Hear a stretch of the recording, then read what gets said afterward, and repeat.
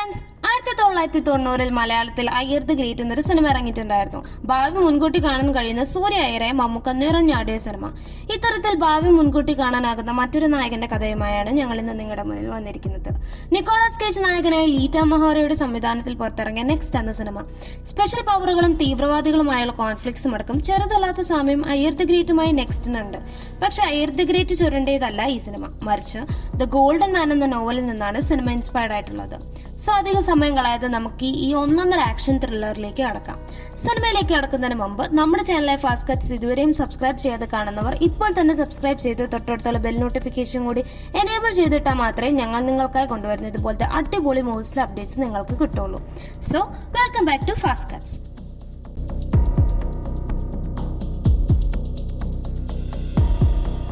സമയം രാവിലെ 8:09. ഒരു സ്ത്രീ റെസ്റ്റോറന്റിലേക്ക് കയറി വരുന്നു. അത് നമ്മുടെ നായകനായ ക്രിസ് കാണുന്നു. അങ്ങനെ സമയം 8:09 അവൻ വാതിലേക്ക് നോക്കുന്നു. ഒരു സ്ത്രീയും അവിടേക്ക് വരുന്നില്ല.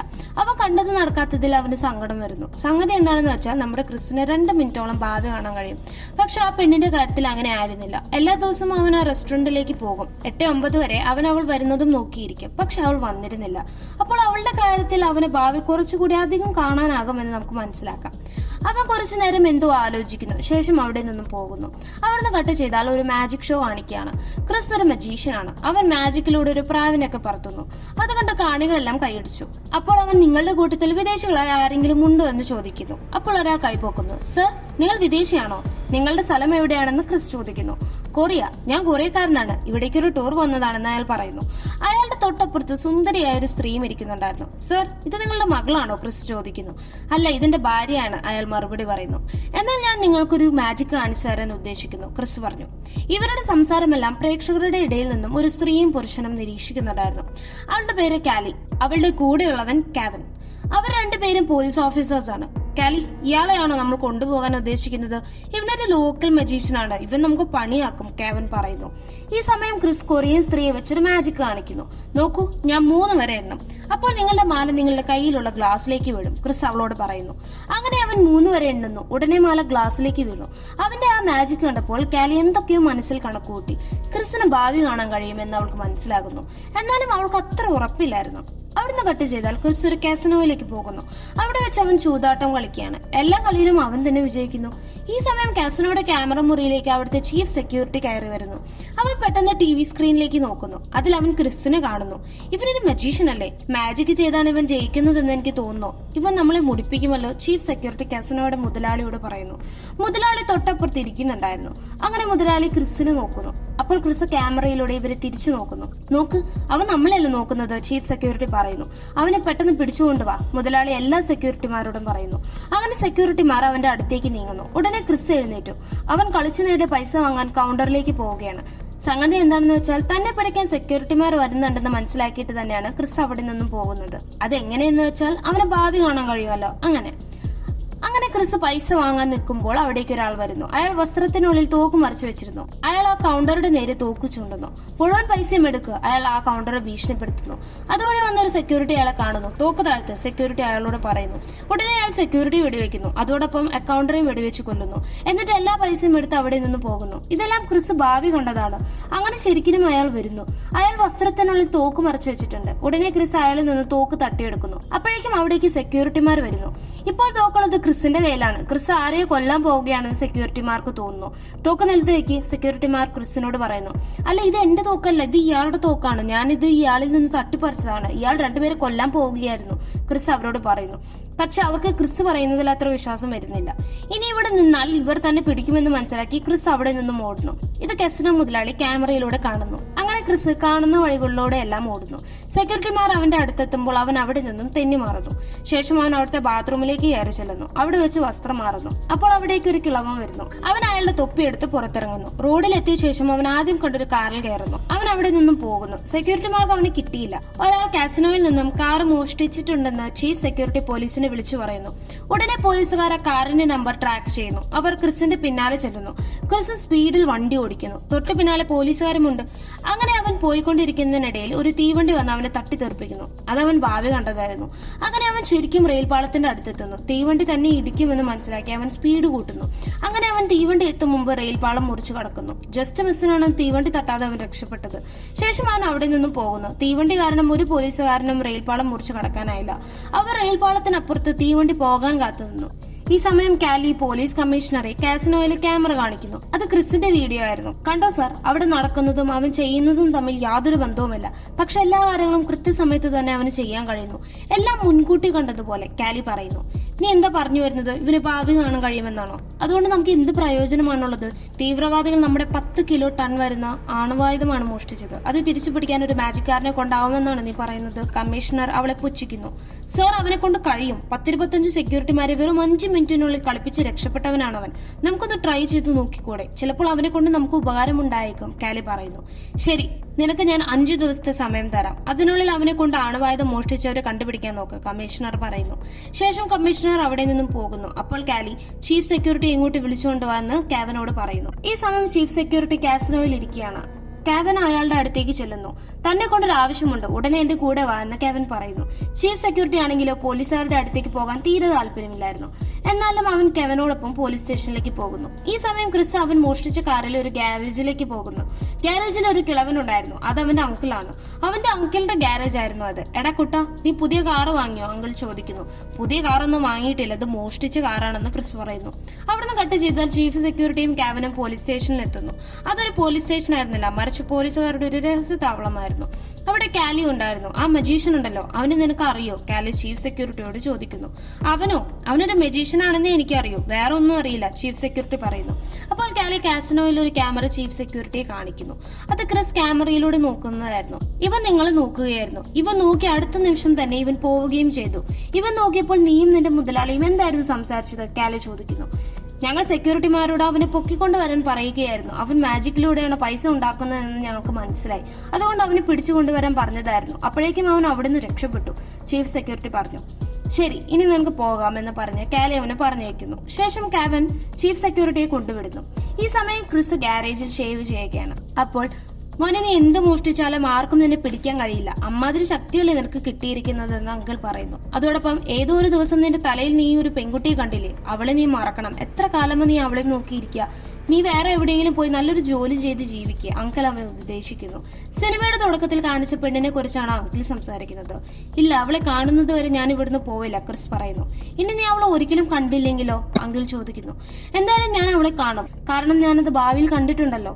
ആ റെസ്റ്റോറന്റിൽ 8-9 അവൾ വാതിൽ തുറന്നു വരുന്നു. എന്തായാലും ഒരു ദിവസം അവൾ അവിടേക്ക് വരും, ക്രിസ് പറയുന്നു. അവിടുന്ന് കട്ട് ചെയ്താൽ പോലീസ് താവളം കാണിക്കുന്നു. ഒരു കമ്പ്യൂട്ടർ വിദഗ്ധൻ കാലിയോട് പറയുന്നു. ഈ ക്യാമറ പരിശോധിച്ചിട്ട് എനിക്ക് മനസ്സിലായത് അവന് ഏകദേശം 100-110 സെക്കൻഡ് നേരത്തെ തന്നെ കാര്യങ്ങൾ കാണാൻ കഴിയും. അപ്പോൾ അവന് മിനിമം 2 മിനിറ്റെങ്കിലും ഭാവി കാണാൻ കഴിയുമെന്നാണോ നിങ്ങൾ പറഞ്ഞു വരുന്നത്? കാലി ചോദിച്ചു. അതെ, അതിന് ചാൻസ് ഉണ്ട്, കമ്പ്യൂട്ടർ വിദഗ്ധൻ പറയുന്നു. ഉടനെ അവിടേക്ക് കാവൻ വരുന്നു. ക്രിസ് സഞ്ചരിച്ച വാഹനം കണ്ടെത്തി. നമുക്ക് ഉടനെ അവിടേക്ക് പുറപ്പെടാം, കാവൻ കാലിയോട് പറയുന്നു. ഈ സമയം അങ്കിളുടെ ഗ്യാരേജിൽ ക്രിസും അങ്കിളും പൂൾ കളിക്കുകയാണ്. ക്രിസ്, എനിക്ക് മനസ്സിലാകാത്തത് കഴിഞ്ഞ കുറച്ച് വർഷമായി നീ അവളെയും നോക്കിയിരിക്കുന്നു. അതിൽ നിന്ന് നിനക്ക് എന്താണ് കിട്ടുന്നത്? അങ്കിൾ ചോദിക്കുന്നു. അങ്കിൾ, ഞാൻ എപ്പോഴും 2 മിനിറ്റ് മാത്രമേ ഭാവി കാണാറുള്ളൂ. പക്ഷെ അവളെ മാത്രം ഞാൻ ഇന്നേ ഒരു 2 മിനിറ്റിനുള്ളിൽ കണ്ടിട്ടില്ല. അവളെ കാണാൻ കുറെ സമയം എടുക്കുന്നുണ്ട്. അവൾ എന്റെ കൂടെ ഉണ്ടെങ്കിൽ എനിക്ക് അവളോടൊപ്പം കുറെ കാലത്ത് ഭാവി കാണാൻ കഴിയുമെന്ന് തോന്നുന്നു. ചിലപ്പോൾ ഞങ്ങൾ തമ്മിൽ എന്തെങ്കിലും ബന്ധമുണ്ടായേക്കാം, ക്രിസ് പറയുന്നു. ശേഷം അങ്കിൾ, ഇപ്പോൾ ഒരാൾ വരും, ക്രിസ് പറയുന്നു. ആര്? അങ്കിൾ ചോദിക്കുന്നു. ഒരു പോലീസുകാരിയാണ്, ഇപ്പൊ ഇവിടെ എത്തും, ക്രിസ് പറയുന്നു. ഉടനെ അവിടേക്ക് കാലി വരുന്നു. എന്തൊക്കെയുണ്ട് ക്രിസ്? ഞാൻ വരുമെന്ന് നിനക്ക് അറിയാമായിരിക്കും അല്ലേ? അതെന്തെങ്കിലും ആട്ടെ, നമുക്കൊന്ന് സംസാരിച്ചാലോ? കാലി ചോദിക്കുന്നു. അപ്പോൾ അങ്കിൾ അവിടുന്ന് മാറിക്കൊടുക്കുന്നു. അദ്ദേഹം പുറത്തേക്ക് പോകുന്നു. നിനക്ക് ഭാവി മുൻകൂട്ടി കാണാൻ കഴിയുമല്ലേ? കാലി ചോദിക്കുന്നു. ഭാവിയോ? നിങ്ങൾ എന്തൊക്കെയാണ് പറയുന്നത്? ഓ, നിങ്ങൾ ആ മാജിക് ഷോയിൽ ഉണ്ടായിരുന്നു അല്ലേ? ഞാൻ 3 വരെ എണ്ണിയപ്പോൾ ഒരു കൊറിയക്കാരുടെ മാല ഗ്ലാസ്സിൽ വീണില്ലേ? അത് ഭാവി കണ്ടിട്ടൊന്നുമല്ല, അതെല്ലാം ഞാൻ ചെയ്യുന്ന മാജിക് ആണ്, ക്രിസ് പറയുന്നു. ക്രിസ്, നീ അധികം കിടന്ന് ഉരുളണ്ട. നീ ആരാണ്, എന്താണ് എന്നെല്ലാം ഞങ്ങൾ മനസ്സിലാക്കിയിട്ടുണ്ട്. ഞാൻ നേരെ കാര്യത്തിലേക്ക് വരാം. നീ ഞങ്ങളൊന്ന് സഹായിക്കണം, കാലി പറയുന്നു. സഹായിക്കാനോ? എന്തിനു? ക്രിസ് ചോദിക്കുന്നു. നമ്മുടെ രാജ്യത്ത് വലിയൊരു ആണവായുധം ഉണ്ടാക്കിയിട്ടുണ്ട്. അത് കഴിഞ്ഞ കുറച്ച് ആഴ്ചകൾക്ക് മുമ്പ് മോഷണം പോയി. അത് വിദേശ രാജ്യത്തിലേക്ക് കയറ്റിവിടുകയാണെന്നാണ് ഞങ്ങൾക്ക് കിട്ടിയ വിവരം. നമ്മൾ അത് തടയണം, കാലി പറയുന്നു. പറ്റില്ല, എന്നെ കൊണ്ട് നിങ്ങളെ സഹായിക്കാൻ പറ്റില്ല, ക്രിസ് ഒന്നും ആലോചിക്കാതെ തന്നെ മറുപടി പറയുന്നു. എന്തുകൊണ്ട് പറ്റില്ല? നീ സഹായിച്ചാൽ നിനക്ക് വലിയൊരു ദുരന്തം ഒഴിവാക്കാൻ കഴിയും. ഞാൻ പറഞ്ഞില്ലേ, എനിക്ക് ഭാവി കാണാനുള്ള കഴിവൊന്നുമില്ല. നിങ്ങൾ തെറ്റായ ആളുടെ അടുത്തേക്കാണ് വന്നിരിക്കുന്നത്. ക്രിസ് പലതും പറഞ്ഞ് പിന്മാറാൻ നോക്കുന്നു. എന്നാൽ എനിക്ക് നിന്നെ അറസ്റ്റ് ചെയ്യേണ്ടി വരും. നീ കാസിനോയിൽ തോക്കെടുത്ത് ഒരാളെ ആക്രമിച്ചില്ലേ? കാലി ചോദിക്കുന്നു. ഞാനല്ല ആക്രമിച്ചത്, അയാൾ രണ്ടുപേരെ വെടിവെക്കാൻ പോവുകയായിരുന്നു. ഞാനത് തടയുകയാണ് ചെയ്തത്. ക്രിസ് ഒന്നും ആലോചിക്കാതെ സത്യം പറയുന്നു. അയാൾ രണ്ടുപേരെ വെടിവെക്കാൻ പോവുകയാണെന്ന് നീ എങ്ങനെ അറിഞ്ഞു? കാലി ചോദിച്ചു. അപ്പോഴാണ് താൻ തന്റെ കഴിവ് അവളോട് പറഞ്ഞു പോയെന്ന് ക്രിസിന് മനസ്സിലാകുന്നത്. എന്നാലും അവൻ അവരെ സഹായിക്കാൻ തയ്യാറായിരുന്നില്ല. നീ സഹകരിച്ചില്ലെങ്കിൽ ഞങ്ങൾ നിന്നെ ജയിലിൽ അടയ്ക്കും. കാരണം നീ ചെയ്യുന്നതും നിന്റെ മുന്നിൽ സംഭവിക്കുന്നതുമായ കാര്യങ്ങൾ തമ്മിൽ യാതൊരു ബന്ധവുമില്ല. വേണമെങ്കിൽ നിനക്കെതിരെ ഞങ്ങൾക്ക് കുറെ കുറ്റങ്ങൾ ചുമത്താം, കാലി പറയുന്നു. ജനനം മുതൽ എന്റെ ജീവിതം ഇങ്ങനെയാണ്. ഞാൻ എന്ത് നോക്കിയാലും അതിന്റെ എല്ലാം ഭാവി കാണാൻ എനിക്ക് കഴിയുന്നു. അതിന്റെ പേരും പറഞ്ഞ് എന്നെ ജയിലിൽ അടയ്ക്കാൻ നിങ്ങൾക്കാവില്ല, ക്രിസ് പറയുന്നു. പക്ഷെ ഞങ്ങൾക്ക് നിന്നെ ജയിലിൽ അടച്ചേ പറ്റൂ, കാലി പറയുന്നു.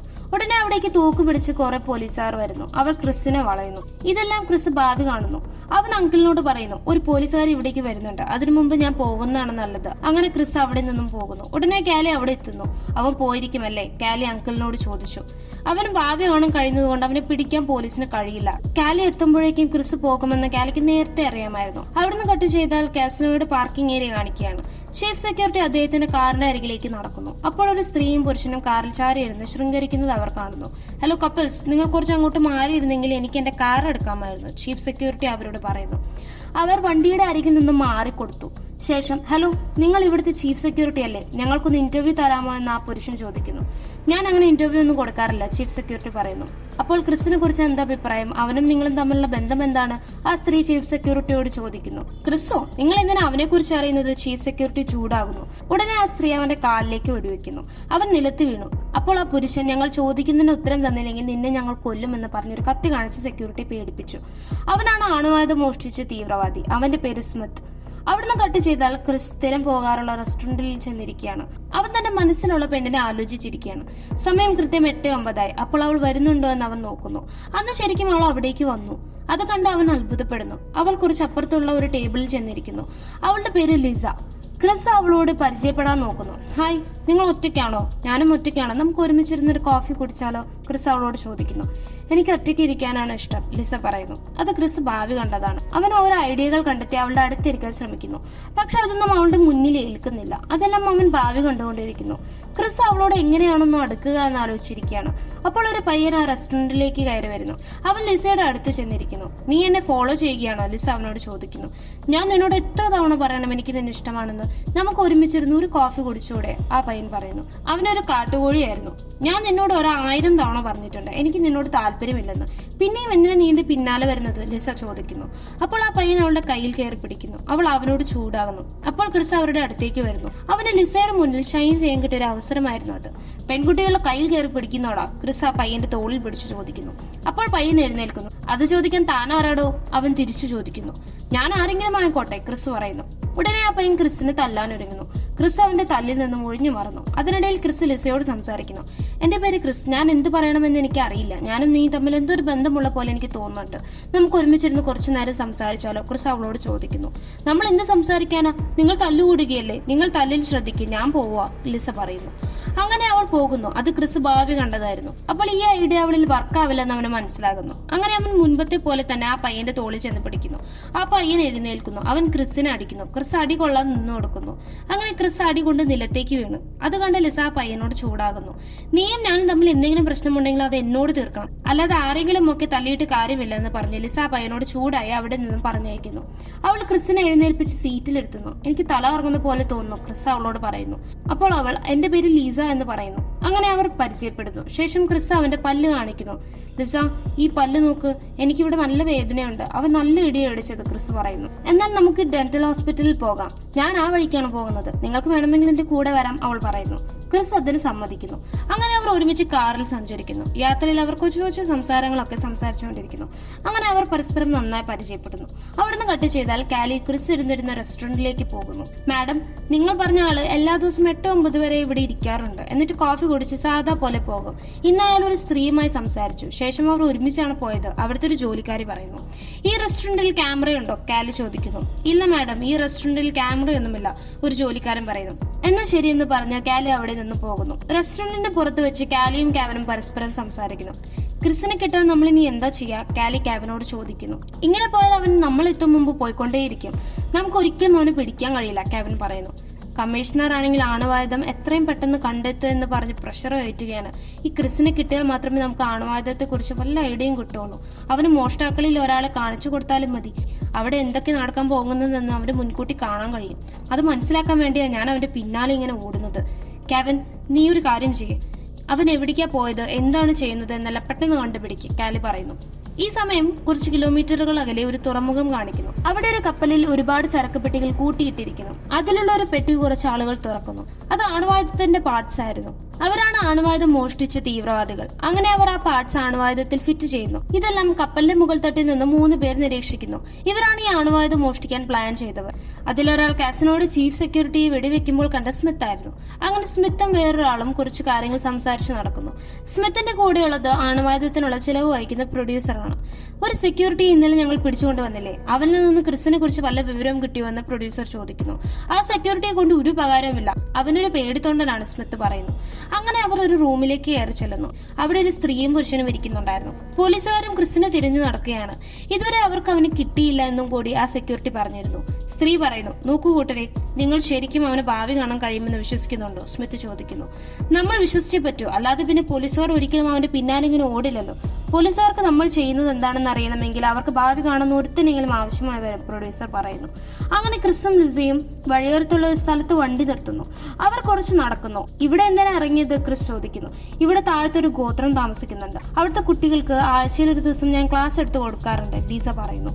അങ്ങനെ അവർ താഴോട്ട് ഇറങ്ങുന്നു. ശേഷം ലിസ സ്കൂളിൽ എത്തുന്നു. ലിസയെ കണ്ടപ്പോൾ കുട്ടികൾ സന്തോഷത്തോടെ അവളുടെ അടുത്തേക്ക് ഓടി വരുന്നു. ശേഷം ലിസ കുട്ടികളെ ചുറ്റും വരുന്ന കഥ പറയാൻ തുടങ്ങുന്നു. അപ്പോൾ അതിൽ നിന്നൊരു കുട്ടി, നിങ്ങളുടെ കൂടെ വന്ന ചേട്ടൻ നിങ്ങളുടെ ബോയ് ഫ്രണ്ട് ആണോ എന്ന് ചോദിക്കുന്നു. അല്ല, അവനെന്റെ ഫ്രണ്ടാണ്, ലിസ പറയുന്നു. പക്ഷെ ആ ചേട്ടന്റെ നോട്ടം കണ്ടിട്ട് ഒരു ബോയ് ഫ്രണ്ട് നോക്കുന്ന പോലെ തോന്നുന്നുണ്ടല്ലോ എന്ന് ആ കുട്ടി ലിസയോട് പറയുന്നു. അപ്പോൾ ലിസ ക്രിസിനെ നോക്കുന്നു. ക്രിസ് ഒരു ബോയ് ഫ്രണ്ടിനെ നോക്കുന്ന പോലെ അവളെ നോക്കുകയായിരുന്നു. ശേഷം ക്രിസ് അവരുടെ അടുത്തേക്ക് പോകുന്നു. അവൻ കുട്ടികൾക്ക് മാജിക് ഒക്കെ കാണിച്ചു കൊടുക്കുന്നു. കുറച്ചു സമയത്തിന് ശേഷം ക്രിസും ലിസയും അവിടെ നിന്നും തിരിച്ചു പോകുന്നു. നിങ്ങളൊരു മജീഷ്യൻ ആണോ, ലിസ ചോദിക്കുന്നു. അത്രയ്ക്ക് വലിയ മജീഷ്യൻ ഒന്നും അല്ല, അല്ലറ ചില്ലറ കാര്യങ്ങളൊക്കെ ഞാൻ ചെയ്യും, അത്രമാത്രം, ക്രിസ് പറയുന്നു. ഈ സമയം കാലി ഷൂട്ടിംഗ് പരിശീലിക്കുകയാണ്. അപ്പോൾ അവളുടെ അടുത്തേക്ക് കെവിൻ വരുന്നു. ക്രിസിനെ കുറിച്ച് നമുക്ക് ചെറിയൊരു വിവരം കിട്ടിയിട്ടുണ്ട്, നീ ഉടനെ വാ, കെവിൻ അവൾ വിളിക്കുന്നു. സമയം രാത്രി. ക്രിസ് വണ്ടി ഓടിക്കുകയാണ്. റോഡിൽ നല്ല മഴയാണ്. ലിസ ക്രിസിന്റെ തോളത്ത് ചാരി ഉറങ്ങുന്നു. കുറച്ചു നേരം കഴിഞ്ഞപ്പോൾ അവൾ ഉണർന്നു. ക്ഷമിക്കണം, അറിയാതെ ഉറങ്ങിപ്പോയി, ലിസ പറയുന്നു. ഏയ് കുഴപ്പമില്ല, ക്ഷീണം തോന്നുന്നുണ്ടെങ്കിൽ കിടന്നോളൂ, ക്രിസ് പറയുന്നു. അതോടൊപ്പം എനിക്ക് മഴ വളരെ ഇഷ്ടമാണ്. മഴയത്ത് വണ്ടി ഓടിക്കുമ്പോൾ എനിക്ക് കുളിര് തോന്നുമെന്ന് ക്രിസ് പറയുന്നു. അങ്ങനെ അവർ പോയിക്കൊണ്ടിരിക്കുന്നതിനിടയിൽ വഴി ബ്ലോക്കായി കിടക്കുന്നത് കാണുന്നു. അവർ കാര്യം അന്വേഷിക്കുന്നു. അപ്പോൾ സാറേ, റോഡിലെല്ലാം വെള്ളം കയറിയിട്ടുണ്ട്. ഇപ്പോൾ ഇതിലൂടെ പോകൽ അപകടമാണ്. നാളെ ഇനി ഇതിലൂടെ പോകാൻ കഴിയുള്ളൂ. അതുകൊണ്ട് നിങ്ങൾ തിരിച്ചു പോകണം, ഒരു റോഡ് പണിക്കാരൻ അവരോട് പറയുന്നു. അവർ അങ്ങനെ തിരിച്ചു പോകുന്നു. അവിടുന്ന് കട്ട് ചെയ്താൽ ക്രിസും ലിസയും വണ്ടിയിലിരിക്കുന്നത് ഒരു ക്യാമറയിൽ പതിഞ്ഞിരുന്നു. ആ ഫുട്ടേജ് കാലിയും കെവിനും പരിശോധിക്കുന്നു. ആ വണ്ടി നമ്പർ ഒന്ന് സൂം ചെയ്യേ, കാലി പറയുന്നു. അങ്ങനെ സൂം ചെയ്തപ്പോൾ വണ്ടിയുടെ നമ്പർ കാണുന്നു.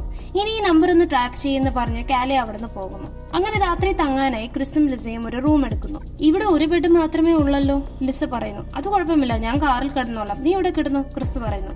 അങ്ങനെ അവൻ കാറിൽ കിടക്കാൻ പോകുന്നു. മണിക്കൂറുകൾ കഴിഞ്ഞു. ലിസ ഉറക്കത്തിൽ നിന്ന് എഴുന്നേൽക്കുന്നു. അവൾ ജനലിലൂടെ ക്രിസിനെ നോക്കുന്നു. ക്രിസ് കാറിൽ കിടന്നുറങ്ങുകയാണ്. ക്രിസിന്റെ സ്വഭാവം വെച്ച് അവനൊരു നല്ല മനുഷ്യനാണെന്ന് ലിസയ്ക്ക് തോന്നുന്നു. അവിടുന്ന് കട്ട് ചെയ്താൽ കാലിയും കെവിനും ഓഫീസ് വരാന്തയിലൂടെ നടക്കുന്നു.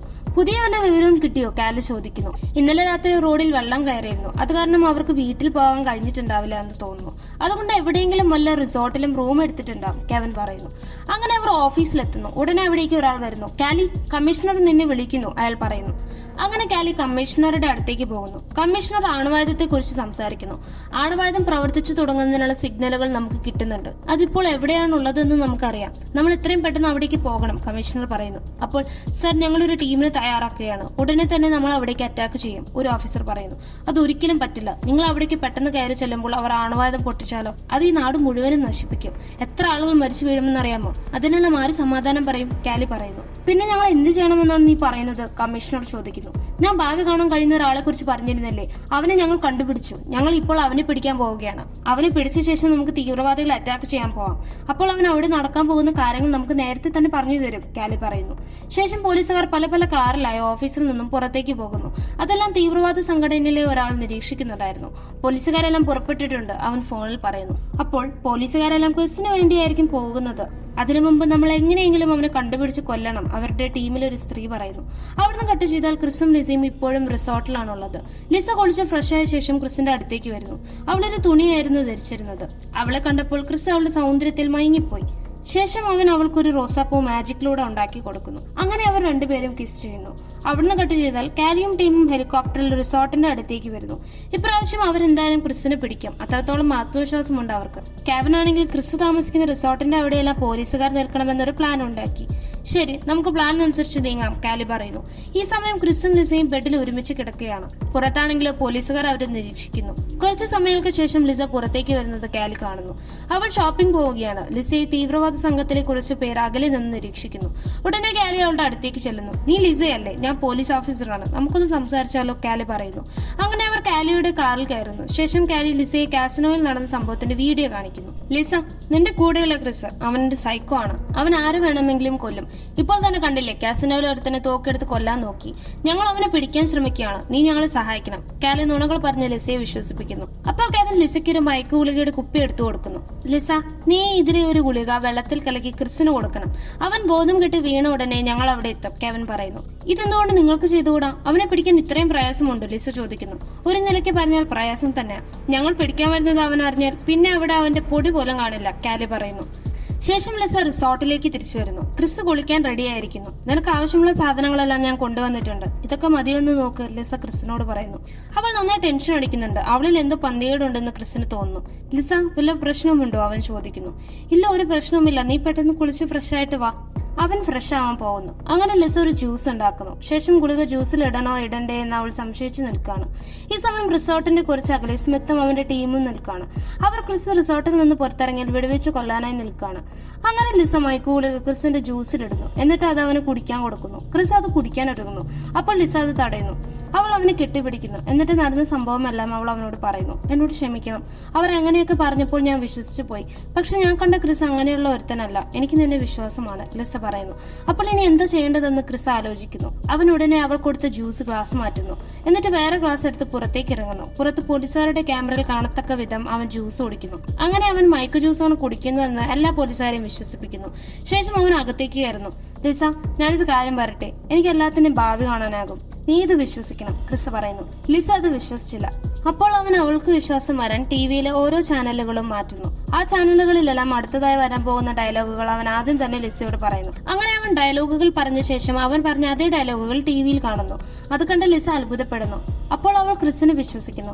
ലിസ, എന്തുകൊണ്ടാണെന്ന് എനിക്ക് അറിയില്ല, നീ എന്റെ കൂടെ ഉണ്ടായാൽ എനിക്ക് ഭാവി കൂടുതൽ കാണാൻ കഴിയും, ക്രിസ് അവന്റെ കാര്യങ്ങളെല്ലാം അവളോട് പറയുന്നു. ശേഷം അവൾ പോലീസുകാർക്ക് എന്താണ് നിന്നിൽ നിന്ന് വേണ്ടതെന്ന് ചോദിക്കുന്നു. അവർ ഈ രാജ്യത്തെ സംരക്ഷിക്കുകയാണ്, ഞാനും എന്റെ കഴിവ് ഉപയോഗിച്ച് അവരെ സഹായിക്കണമെന്നാണ് അവർ പറയുന്നത്, ക്രിസ് പറയുന്നു. അതിലെന്താ കുഴപ്പമുള്ളത്? നിനക്ക് അവരെ സഹായിച്ചുകൂടെ? ലിസ ചോദിക്കുന്നു. എനിക്കതിന് കഴിയില്ല. ഇപ്പോൾ ഞാൻ അവരെ സഹായിച്ചാൽ പിന്നെ ഇപ്പോഴും ഞാൻ അവരോടൊപ്പം നിൽക്കേണ്ടി വരും. എനിക്കതിൽ തീരെ താല്പര്യമില്ല, അതുകൊണ്ട് ഞാൻ അവരെ സഹായിക്കില്ല, ക്രിസ് പറയുന്നു. ശേഷം അവനൊരു എഴുത്ത് അവൾക്ക് കൊടുക്കുന്നു. ഞാൻ പോയി കുറച്ചു സമയത്തിന് ശേഷം നീ ഈ എഴുത്ത് വായിച്ചു നോക്കണം, എന്നിട്ട് അതിലുള്ളതുപോലെ ചെയ്യണം, ക്രിസ് പറയുന്നു. അങ്ങനെ അവൻ അവിടെ നിന്നും പുറത്തിറങ്ങുന്നു. ക്രിസ് പുറത്തിറങ്ങുന്നത് കാലി ക്യാമറയിലൂടെ കാണുന്നു. അപ്പോൾ കാലി ഒരു വാനിൽ പുറത്തിറങ്ങുന്നു. അവൾ ബൈനോക്കുലർ വെച്ച് ക്രിസിനെ നോക്കുന്നു. ക്രിസും കാലിയും നിൽക്കുന്നതിനിടയിൽ ഒരു വലിയ കൊക്കയുണ്ട്. ഉടനെ ക്രിസ് ആ കൊക്കയിലേക്ക് എടുത്തു ചാടുന്നു. കാലി ആ കൊക്കയ്ക്ക് ചുറ്റും പ്ലാൻ പ്രകാരം കുറച്ച് പോലീസുകാരെ നിർത്തിയിരുന്നു. അവനെ പിടിക്കുക, കാലി ആ പോലീസുകാരോട് പറയുന്നു. ചാടിയ ശേഷം ക്രിസ് അവിടെ നിന്നും താഴോട്ട് ഓടുന്നു. അവന്റെ പിന്നാലെ കാലിയുടെ പോലീസിന്റെ സൈന്യവും ഉണ്ട്. ഈ സമയം ലിസ കാർ സ്റ്റാർട്ടാക്കുന്നു. ക്രിസ് കൊടുത്ത എഴുത്ത് പ്രകാരമാണ് അവൾ ഇതൊക്കെ ചെയ്യുന്നത്. എന്നിട്ട് അവൾ കാറിൽ നിന്നും ചാടി ഇറങ്ങുന്നു. അങ്ങനെ അവൾ ആ കാറ് കൊക്കയിലേക്ക് തള്ളിയിടുന്നു. കൊക്കയിൽ ചാടും മുമ്പ് കാർ ഒരു വലിയ ടാങ്കിലും പോയി ഇടിക്കുന്നു. ടാങ്ക് മറിഞ്ഞു വീണു. അതുമൂലം ഉരുൾപൊട്ടൽ പോലെ കല്ലുകളെല്ലാം കൊക്കയിലേക്ക് മറിഞ്ഞു വീണു. കല്ലുകൾ ഉരുണ്ടു വരുന്നത് കണ്ട് പോലീസുകാർ പേടിക്കുന്നു. ക്രിസ്തും ഒരു പേടിയും പേടിക്കാതെ അവിടെ നിന്നും താഴോട്ട് ഓടുന്നു. അങ്ങനെ അവൻ താഴ്ത്തെത്തുന്നു. അപ്പോൾ അവിടെ അവനെയും കാത്ത് കാലി നിൽക്കുന്നുണ്ടായിരുന്നു. അവൾ തോക്ക് ചൂണ്ടിയിട്ടുണ്ട്. ഉടനെ മുകളിൽ നിന്ന് കുറെ മരത്തടികൾ അവൾക്ക് നേരെ വരുന്നു. അത് കണ്ട ക്രിസ് കാലിയെ രക്ഷിക്കുന്നു. രക്ഷിച്ച ശേഷം അവർ നിലത്ത് കിടക്കുന്നു. കുറെ മരത്തടികൾ അവരുടെ മേൽ വന്ന് വീഴുന്നു. അപ്പോഴേക്കും അവിടേക്ക് കാലിയുടെ ടീം വരുന്നു. അവർ മരത്തടികൾ മാറ്റി കാലിയും ക്രിസിനെയും രക്ഷിക്കുന്നു. ശേഷം അവർ ക്രിസിനെ അറസ്റ്റ് ചെയ്ത് കൊണ്ടുപോകുന്നു. ഇതെല്ലാം ദൂരെ നിന്ന് സ്മിത്ത് ബൈനോക്കുലേഴ്സ് വെച്ച് കാണുന്നു. അപ്പോൾ അവൻ ലിസയെ പൊക്കാൻ ഒരാളോട് ഫോൺ വിളിച്ചു പറയുന്നു. ഈ സമയം ലിസ റോഡിലൂടെ നടന്ന് അവിടെ നിന്നും രക്ഷപ്പെടുന്നു. ലിസയുടെ അടുത്തേക്ക് സ്മിത്തിന്റെ ആൾ കാറിൽ വരുന്നു. തോക്ക് കാണിച്ച അവളെ ഭയപ്പെടുത്തി തട്ടിക്കൊണ്ടു പോകുന്നു. അവിടുന്ന് കട്ട് ചെയ്താൽ കാലിയുടെ പോലീസ് സ്റ്റേഷൻ കാണിക്കുന്നു. അവിടെ ഒരു കസേരയിൽ ക്രിസിനെ ഇരുത്തിയിട്ടുണ്ട്. അവൻ കണ്ണടയ്ക്കാതിരിക്കാൻ വേണ്ടി പോലീസുകാർ കണ്ണിൽ ഒരു യന്ത്രവും ഫിറ്റ് ചെയ്തിട്ടുണ്ട്. കാലി പല കാര്യങ്ങളും അവനോട് ചോദിക്കുന്നു. അതിനിടയിൽ ക്രിസെ, നീ ഞങ്ങളെ സഹായിക്കാതിരിക്കാൻ നിനക്കൊരു കാരണമുണ്ടാകില്ലേ? അതെന്താണെന്ന് ഞങ്ങളോടൊന്നും പറഞ്ഞുകൂടെ? കാലി ചോദിക്കുന്നു. ഇത് തന്നെയാണ് ഞാൻ നിങ്ങളെ സഹായിക്കാതിരിക്കാനുള്ള കാരണം. ഞാൻ നിങ്ങളെ സഹായിച്ചു തുടങ്ങിയാൽ ഇതുപോലെ എന്നും നിങ്ങൾ എന്നെ ഇവിടെ ഇരുത്തും. നിങ്ങളുടെ ആവശ്യങ്ങൾക്ക് വേണ്ടി എപ്പോഴും നിങ്ങൾ എന്നെ ഉപയോഗിക്കും. അത് തന്നെയാണ് കാരണം. ക്രിസ് ചൂടാകുന്നു. ഞങ്ങൾ തന്നെ ഇങ്ങനെ എപ്പോഴും ഇരുത്തില്ല. ഇത് ഈ രാജ്യത്തിന്റെ സുരക്ഷയ്ക്ക് വേണ്ടിയുള്ള കേസാണ്. അതുകൊണ്ട് മാത്രമാണ് ഞങ്ങൾ നിന്നെ ഇവിടെ ഇരുത്തിയിട്ടുള്ളത്, കാലി പറയുന്നു. ശേഷം അവൾ അവന് TV ഓണാക്കി കൊടുക്കുന്നു. അതിലുള്ള വാർത്ത അവന് കാണിക്കുന്നു. അപ്പോൾ വാർത്തയിൽ കാണിക്കുന്നത് തെക്കൻ തീരത്ത് ശക്തമായ ചുഴലിക്കാറ്റ് വരാൻ സാധ്യതയുണ്ട്. അവിടെയുള്ളവർ എത്രയും പെട്ടെന്ന് മാറണമെന്ന് എയർ ഡിപ്പാർട്ട്മെന്റ് അറിയിച്ചിട്ടുണ്ടെന്ന വാർത്ത അവൻ കാണുന്നു. അങ്ങനെ വാർത്തകളിൽ ഏറ്റവും അവസാനത്തെ വാർത്ത വരെ അവൻ ഭാവി കാണുന്നു. അപ്പോൾ അതിലുള്ള അവസാനത്തെ വാർത്ത ലിസയെ ഒരു കസേരയിൽ ബന്ദിയാക്കി കെട്ടിയിരിക്കുന്നതായിരുന്നു. അവൻ അത് കണ്ടു ഞെട്ടുന്നു. ഇതെല്ലാം അവൻ ഭാവിയിലൂടെ കാണുന്നു. ഉടനെ ലിസ ഇരിക്കുന്ന കസേര പൊട്ടിത്തെറിക്കുന്നു. ആ കസേരയിൽ ബോംബ് വെച്ചിരുന്നു. ക്രിസ്, നീ എന്താ ആ വാർത്തയിൽ കണ്ടതെന്ന് കാലി ചോദിക്കുന്നു. എന്നെ ഒന്ന് വെറുതെ വിടൂ, ഞാനൊന്ന് പുറത്തു പോയിക്കോട്ടെ, ക്രിസ് യാചിക്കുന്നു. എത്രയായാലും ക്രിസ് ഒന്നും പറയില്ലെന്ന് കാലിക്ക് മനസ്സിലാകുന്നു. ഇതിനകത്തിട്, കാലി കോൺസ്റ്റബിളിനോട് പറഞ്ഞ് അവിടെ നിന്നും പോകുന്നു. അങ്ങനെ കോൺസ്റ്റബിൾമാർ ക്രിസിനെ ജയിലിൽ അടയ്ക്കുന്നു. അപ്പോൾ അവൻ അവരോട് സിഗരറ്റ് ചോദിക്കുന്നു. പോലീസുകാർ അവന് സിഗരറ്റ് കൊടുക്കുന്നു. ഉടനെ ക്രിസ് പോലീസുകാരെ അടിക്കുന്നു. അങ്ങനെ കാണുന്ന പോലീസുകാരെ എല്ലാം അടിച്ചിട്ട് ക്രിസ് പുറത്തിറങ്ങുന്നു. ക്രിസ് രക്ഷപ്പെട്ടെന്ന് കാലിക്ക് മനസ്സിലാകുന്നു. കാലിയും അവന്റെ പിന്നാലെ ഓടുന്നു. അങ്ങനെ ക്രിസ് ഓടി ഒരു ബിൽഡിങ്ങിന്റെ റൂഫിൽ കയറുന്നു. കാലിയും അവന്റെ പിന്നാലെ ഓടി അവിടെ എത്തുന്നു. ക്രിസ് പുറത്തേക്ക് നോക്കി നിൽക്കുന്നത് കാലി കാണുന്നു. എന്ത് പറ്റി? നീ എന്താ ഇവിടെ നിൽക്കുന്നത്? കാലി ചോദിക്കുന്നു. ഇവിടെ വെച്ചാണ് അവർ ലിസയെ കൊല്ലാൻ പോകുന്നത്. എനിക്കത് തടയണം, ക്രിസ് പറയുന്നു. അവളെ കൊല്ലാൻ പോകുന്നത് ആരാണെന്ന് ഞങ്ങൾക്കറിയാം. നീ ഞങ്ങളെ സഹായിക്കുകയാണെങ്കിൽ നിന്റെ ലിസയെ ഞങ്ങൾ രക്ഷിക്കാം, കാലി പറയുന്നു. അവിടുന്ന് കട്ട് ചെയ്താൽ ക്രിസും കാലിയും നിൽക്കുന്ന ബിൽഡിങ്ങിന്റെ തൊട്ടപ്പുറത്തുള്ള ബിൽഡിംഗ് കാണിക്കുന്നു. അവിടെ തീവ്രവാദിയായ ഒരു കില്ലർ നിൽക്കുന്നു. അവൻ ക്രിസിനെ കണ്ടാൽ വെടിവെക്കാൻ നിൽക്കുകയാണ്. അങ്ങനെ അവൻ ക്രിസിനെ കാണുന്നു. ഉടനെ ക്രിസിനെ വെടിവെച്ച് കൊല്ലുന്നു. ശേഷം ക്രിസിനെ കൊന്ന കാര്യം തന്റെ ബോസിനെ വിളിച്ചറിയിക്കുന്നു. അപ്പോഴേക്കും അവന്റെ അടുത്തേക്ക് പോലീസുകാർ ഹെലികോപ്റ്ററിൽ വരുന്നു. അവർ അവനെ വെടിവെച്ച് കൊല്ലുന്നു. ശേഷം കാലി ക്രിസിന്റെ ബോഡിയുടെ അടുത്തേക്ക് പോകുന്നു. ചത്ത പോലെ അഭിനയിച്ചത് മതി, അവനെ ഞങ്ങൾ പിടിച്ചു, ഇനി എഴുന്നേൽക്ക്, കാലി പറയുന്നു. അപ്പോൾ ക്രിസ് എഴുന്നേൽക്കുന്നു. ക്രിസിന്റെ ഈ അഭിനയം ഒരു പ്ലാൻ ആയിരുന്നു. അവരുടെ ചുറ്റും ശത്രുക്കളായ ആരൊക്കെയുണ്ടെന്ന് അറിയാനുള്ള പ്ലാൻ. ക്രിസ്, ഇനി ഇവിടെ എന്താണ് നടക്കാൻ പോകുന്നത്? കാലി ചോദിക്കുന്നു. അപ്പോൾ ക്രിസ് ഭാവി ഓർത്തെടുക്കുന്നു. ഒരു വാൻ അവിടേക്ക് വരുന്നു. ലിസയെ ബന്ദിയാക്കി വാനിൽ നിന്ന് ഇറക്കുന്നു. അവളുടെ ശരീരത്തിൽ ബോംബ് വെച്ചിട്ടുണ്ട്. ക്രിസ് ആ വാനിന്റെ നമ്പർ പ്ലേറ്റ് കാണുന്നു. അവൻ അത് പറയുന്നു. ഇതെല്ലാം അവൻ ഭാവി കാണുകയാണ്. ഉടനെ കാലി ആ നമ്പർ പ്ലേറ്റ് തന്റെ ടീമിനോട് ട്രാക്ക് ചെയ്യാൻ പറയുന്നു. ഈ സമയം ആ വാനിലേക്ക് തീവ്രവാദികൾ ലിസയെ കയറ്റുന്നു. അവർ ആ ബിൽഡിംഗിലേക്ക് വരികയാണ്. ആ വാൻ ഇപ്പോൾ എവിടെയാണെന്ന് പോലീസുകാർക്ക് മനസ്സിലാകുന്നു. അങ്ങനെ അവിടേക്ക് പോകാൻ പോലീസുകാർ തയ്യാറാകുന്നു. എന്താണ് പ്ലാൻ എന്ന് ക്രിസ് പോലീസുകാർക്ക് പറഞ്ഞു കൊടുക്കുന്നു. ശേഷം അവർ തീവ്രവാദികളെ പിടിക്കാൻ പുറപ്പെടുന്നു. ലിസയെ കൊണ്ടുപോകുമ്പോൾ പോലീസുകാർ ആ വാനിന് മുന്നിലേക്ക് വരുന്നു. അവർ വാൻ തടയുന്നു. മാത്രമല്ല തീവ്രവാദികളുടെ താവളത്തിലേക്ക് പോലീസ് ഹെലികോപ്റ്ററും വരുന്നു. ശേഷം അവിടെ തീവ്രവാദികളും പോലീസും തമ്മിൽ വെടിവെപ്പ് നടക്കുന്നു. ലിസയുള്ള വാൻ മറിഞ്ഞു വീഴുന്നു. അവൾ എങ്ങനെയൊക്കെയോ അതിൽ നിന്നും പുറത്തിറങ്ങി രക്ഷപ്പെടുന്നു. ഈ സമയം ക്രിസ് പോലീസുകാരെ സഹായിക്കുന്നു. അവൻ എവിടെയെല്ലാം ആളുകൾ ഒളിച്ചിരിക്കുന്നുണ്ട്, അവരുടെ കയ്യിൽ എന്തെല്ലാം ഉണ്ടെന്നെല്ലാം പറഞ്ഞു കൊടുക്കുന്നു. ലിസയാണെങ്കിലും ഒരു സ്ഥലത്ത് ഒളിച്ചിരിക്കുന്നു. സ്മിത്ത് അവളെ കണ്ട് അവളെ പിടികൂടുന്നു. സ്വയം രക്ഷപ്പെടാൻ വേണ്ടി സ്മിത്ത് ലിസയുടെ തലയിൽ തോക്ക് ചൂണ്ടി നിർത്തിയിട്ടൊരു കപ്പലിൽ കയറുന്നു. ലിസ സ്മിത്തിന്റെ കയ്യിൽ അകപ്പെട്ടത് കൊണ്ട് പോലീസുകാർക്ക് പെട്ടെന്ന് സ്മിത്തിനെ പിടിക്കാൻ കഴിഞ്ഞില്ല.